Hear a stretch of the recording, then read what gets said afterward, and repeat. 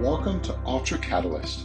I'm your host, Stephen Nosek. We'll be exploring the one decision people make to drive change in their lives. Join me each week to hear from a variety of guests about what they did, the techniques and strategies they used, and how they're now leading their best lives. Hey, folks. Welcome back to the Ultra Catalyst podcast. Stephen Nosek here. Today, I'm joined by myself. We're going to be talking about haters. Now, on social media, we hear this a lot, that if you don't have haters, you're not doing something right, or you're not pushing hard enough, or you're not making enough waves. You know what? There's a little bit of truth in that. Maybe there's a lot. But the reality is we all have haters, just different degrees, depending on where we are, how we operate, where we're at within our sphere of influence, and how many other people have eyeballs on what we're doing, right? Obviously, the more people that have eyeballs on you or that you interact with or that can see and observe and witness what you're doing, whether it's on video, in person, in print, whatever it is, yeah, you're going to have a higher ratio of people that are hating on you. That's 100% true, right? That's just simple mathematics. Now, the difference that I want to talk about is how you interpret those messages and what you do about them. In addition, how do you outwardly project once you're getting those messages? Now, I've seen a lot of different people talk about it. Some people say, hey, I don't like getting the hate, but it's part of the territory. Or other people say, hey, I get a lot of hate from the people closest to me. Now, if you think about it in terms of why are people hating on you, there's some pretty common reasons why. Number one, they hate your freaking message. It doesn't resonate with you. Number two, they don't like themselves. Something else is going on inside of themselves, and they're projecting that onto you, right? Everybody's busy running their own life, and for whatever reason, they have an opinion about how you're operating or what you do or what you say that they don't agree with. Number three, it could be that you're changing, you're going through a transformation. And in doing so, you're leaving your old self behind, breaking into a new person of who you are, that new identity of what you're going to become. And some people don't like that, right? Because they're so used to being around you, having you operate in what they're usually comfortable with, that they've come to accept over a period of time. When they see you start to change, they want to pull you back down because they don't want you to change.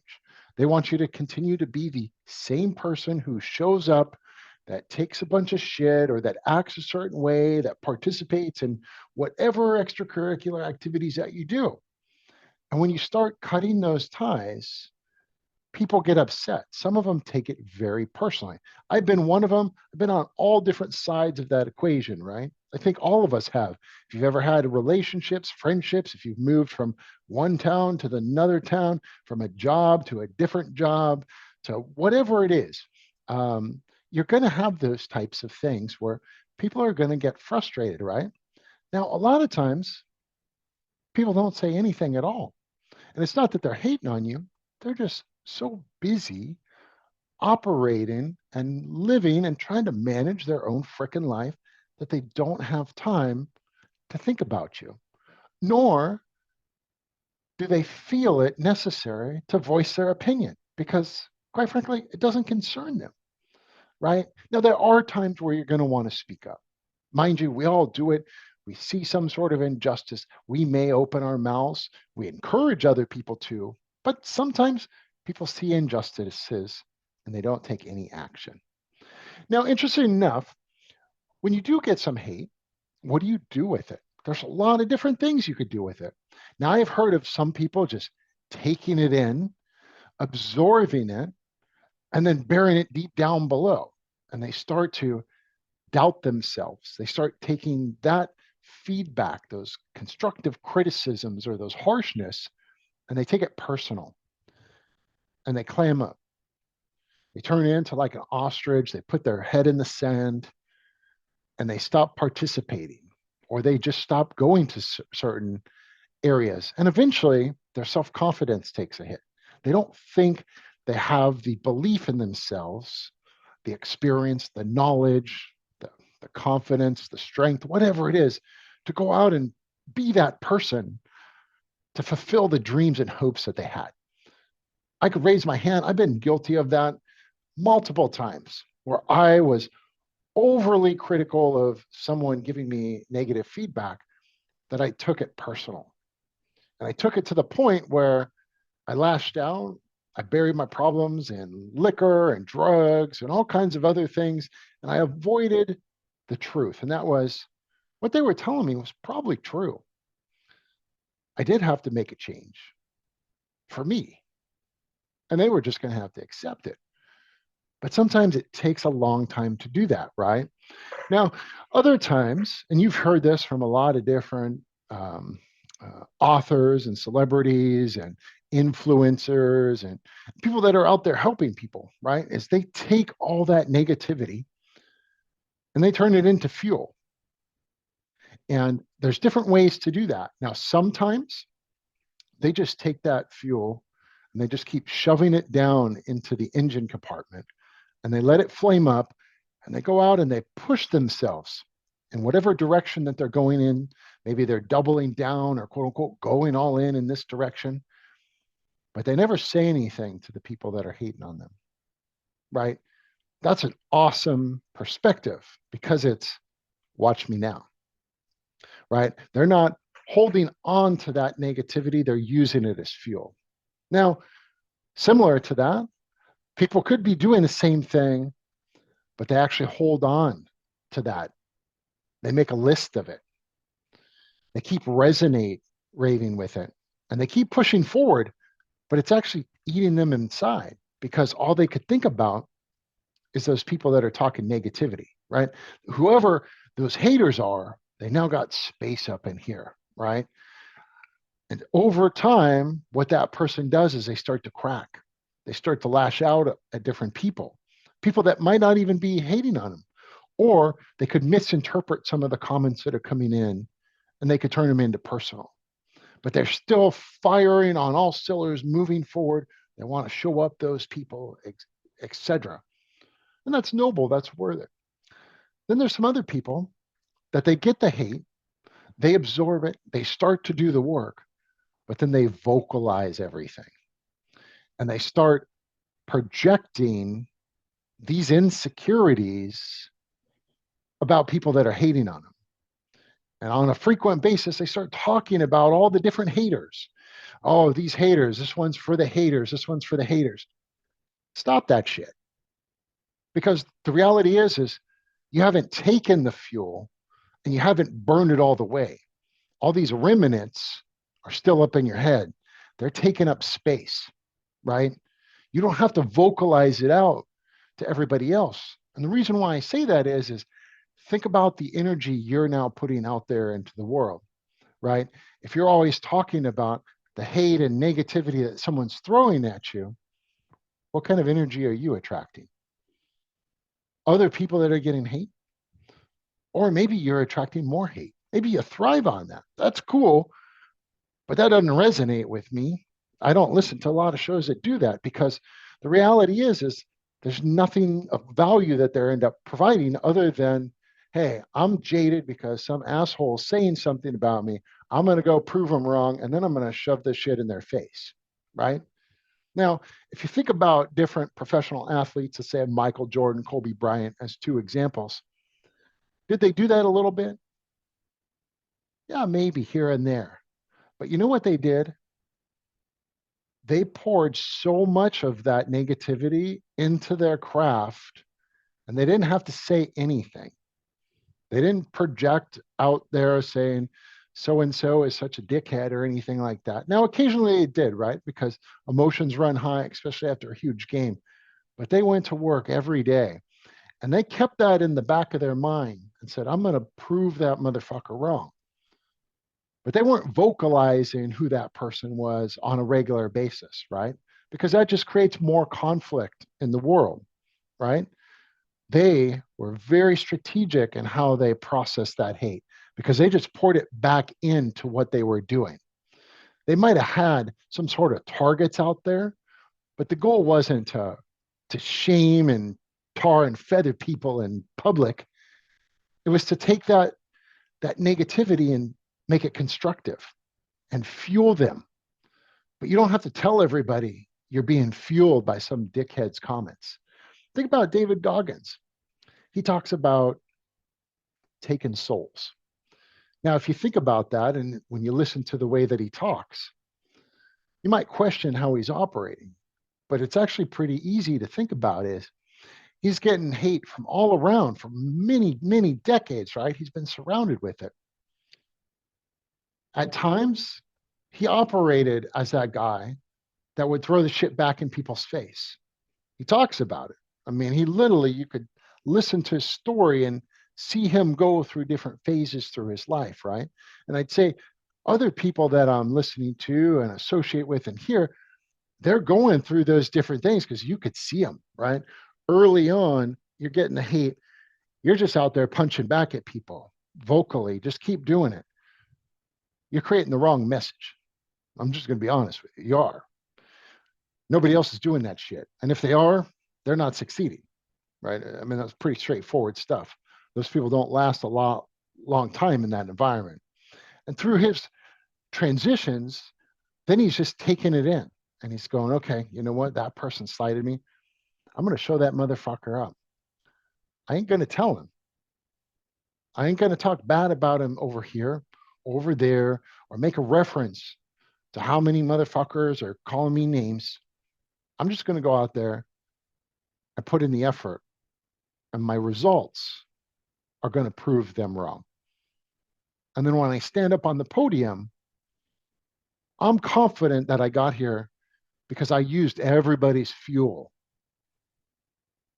to put in to this machine to get above where I needed to go. That's why I'm on top, right? And then take a step farther than that. When you're out there and you're in the trenches and you're working your ass off, all you have to do is look over and then push your foot on the pedal even faster to pass the other person. There's no shit talking. There's no blaming. There's no, hey, this is going to be a good trophy for my fucking haters on the wall.